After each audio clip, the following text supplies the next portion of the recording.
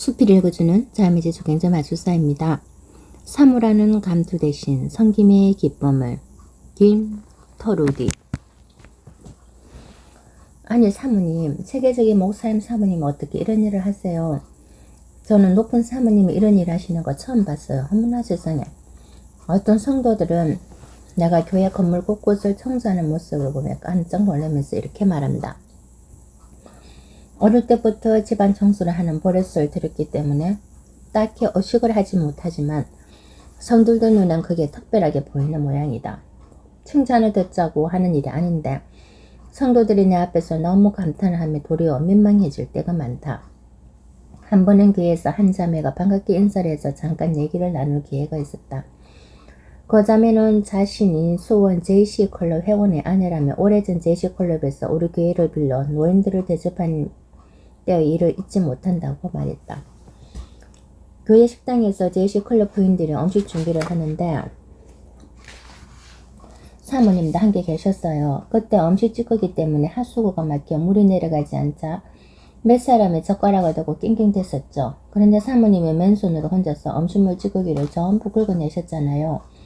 그 모습을 보면서 저런 분이 다니는 교회라면 나도 다니겠다 생각을 했어요. 지금은 제가 가족과 친구들을 전도해서 모두 교회에 나가게 되었어요. 나는 기억력이 좋은 편이라서 그때의 일을 곧바로 떠올릴 수 있었다. 워낙 그렇게 청소하는 게 몸에 배어서 그런지 딱히 의식하고 한 행동은 아니었다. 하지만 내 사소한 행동을 통해 그 자매와 가족들이 예수를 믿게 됐다는 말에 마음에 기쁨이 샘솟았다.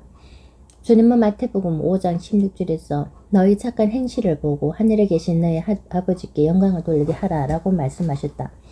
부족한 나를 통해 예수님이 영광을 받으신다면 삶의 보람과 기쁨이 넘치게 된다. 나를 잘 모르는 사람들은 가끔 내가 일하는 모습을 보고 교회 미화원으로 착각하기도 한다. 수원 중앙기독 초등학교를 개교한 지 얼마 안 됐을 때의 일이다. 큰 며느리와 둘이서 수영장 청소를 하면서 축가 화분이 많이 들어와서 수영장 안에다 화분을 옮겨놓고 정성껏 가꾸었다. 수영장 바닥을 닦고 화분을 옮기는데 어떤 자매가 며느리에게 이렇게 말하는 게 들렸다. 어머, 저 외국인 청소부 어디서 구했어요? 경쟁이 열심히 일하네. 그 말을 들은 며느리가 웃으면서 저분은 제 시어머니세요 라고 대답했다. 그 자매는 민망한 얼굴로 내게 몰라봐서 죄송합니다 라며 몇 번이나 인사를 하고 돌아갔다. 학교에 외국인 선생님이 많아서인지 청소부도 외국인이라는 소문이 돌았던 것이다. 우리 학교와 원천 침례교회에서는 나뿐만 아니라 모든 사람들이 틈만 나면 청소를 한다. 청소를 하는데 누구나 적극적인 분위기를 만들어가고 있기 때문이다. 청소는 인간에게 주어진 가장 근본적인 의무이기도 하지만 작은 일에서도 주님의 영광을 드러낼 수 있는 좋은 기회이기도 하다. 남편에게 용돈을 타서 썼나. 선교 초기에 남편의 수입이라고는 미국 기독봉사에서 보내주는 선교부에서 약간의 커피를 떼는 게 전부였다. 그러다 외국에서 오는 선교비가 점차 줄어들자 1980년대부터 비로소 교회에서 월급을 받기 시작했다. 외국에서 오는 선교비 총액은 줄지 않았지만 한국 화폐 가치가 높아져 원화로 환산할 때 금액이 줄어들었던 것이다. 남편은 1960년부터 수원 중앙침례교회 heb동 목사로 일하던 중 1966년에 담임 목사로 정식 부임했지만 사례비는 1980년부터 받기 시작했다.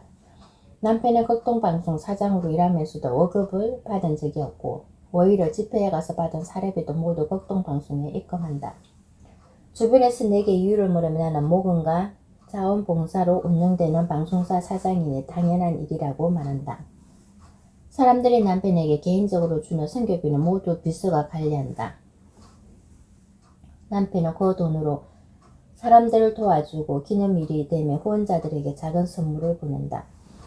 남편은 선교 초기에 여러가지 일을 해도 월급은 한 곳에서만 받는다는 원칙을 세운 뒤 지금까지 지키고 있다. 그 철칙은 두 아들에게로 이어져 요셉과 요한도 교회에서만 사례비를 받는다.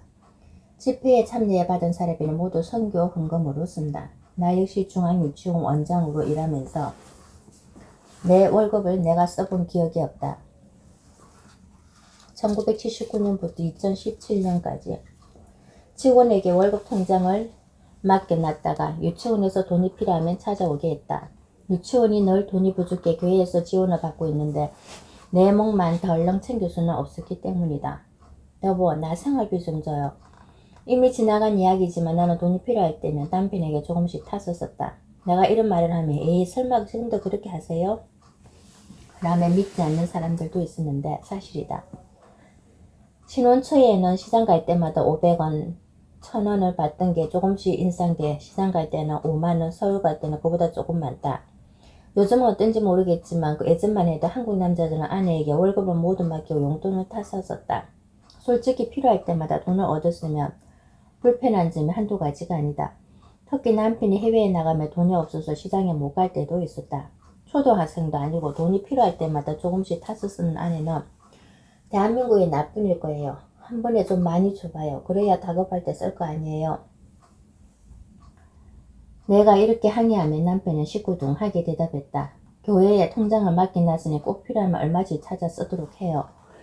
그 말을 들은 덕시 불이 났게 교회 사무실로 찾아가 돈을 달라고 했더니 3만원을 건네주었다. 나는 평생 동안 복권을 사본 적이 없는 사람이지만 복권에 당첨된 사람의 기분이 아마 그와 비슷할 거라고 생각했다. 요즘이야 3만원은 애들 용돈 수준이지만 당시 나에겐 그야말로 일확천금에 버금가는 돈이었다. 한 번은 미국에서 어머니가 오셔서 지훈에게 돈을 좀 더 찾아달라고 했다. 사모님, 죄송한데 이달엔 3번 다 찾아가시기 때문에 더 드릴 수가 없어요. 응? 이게 무슨 소리야? 남편이 돈이 필요하면 얼마씩 찾아 쓰라고 했기에 부탁했지만 남편은 지훈에게 한 달에 3번 이상은 주지 마세요라고 당부했던 것이다. 남편은 매달 10만원씩만 맡겨두었는데 나는 그동안 2만원씩 3번 더 6만원을 찾아 썼던 것이다. 여하튼 자네에게 남았으니 그래도 남은 돈을 주면 안 되겠어요? 라고 했더니 지원은 목사님께 혼쭐이 난다면서 거듭 양해를 구했다. 그 사실을 알고 난 뒤부터는 매달 10만원을 다 찾아서 처음엔 그 정도 했지만 차츰 인상을 요구해 100만원이 조금 넘는 돈을 받았었다. 그 사실을 아는 교회 직원들은 그 돈으로 생활을 유지한다는 것에 놀라곤 하지만 실은 전혀 부족하지 않았다. 교인들이 이것저것 생활에 필요한 것들을 가져다 주기 때문이다. 게다가 남편은 선교를 위해 한 달에 반 정도는 집을 비우니까 생활비가 그다지 많이 들지 않았다. 혹시 먹을 게 없으면 아래층 아들네 집에 가서 얻어먹어도 되니 걱정 없다. 요즘은 물질에 매인 사람들이 많아서 산모들조차 돈에 예민하게 반응할 때가 있다.